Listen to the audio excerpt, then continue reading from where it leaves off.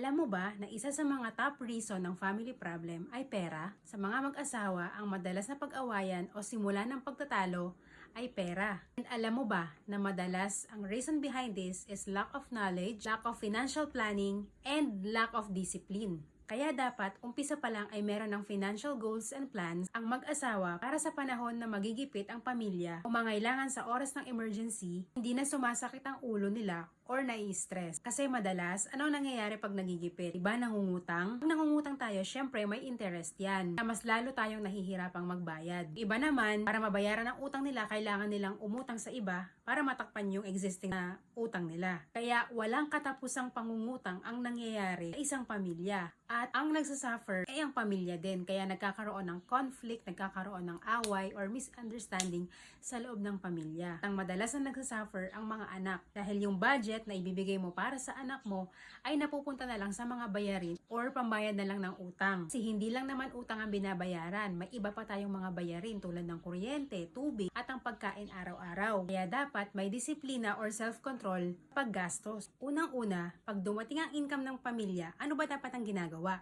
Ang usual kasi na ginagawa ng iba, pag dumating ang income, ileles ang expenses at kapag may matira, yun ang magiging ipon. Ang tanong, meron bang natitira?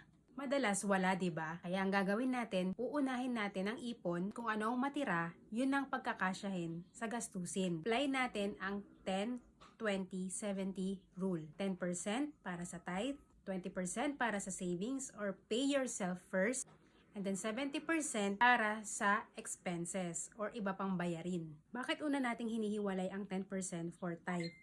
It is because dapat nating ibalik yung 10% sa kanya. 20% is for savings or pay yourself first. Nagsisave ka to pay yourself. Nag-iipon ka para sa sarili mo. Hindi mo dinideprive yung sarili mo kapag nag-iipon ka. Kasi through saving, nagkakaroon ka ng peace of mind.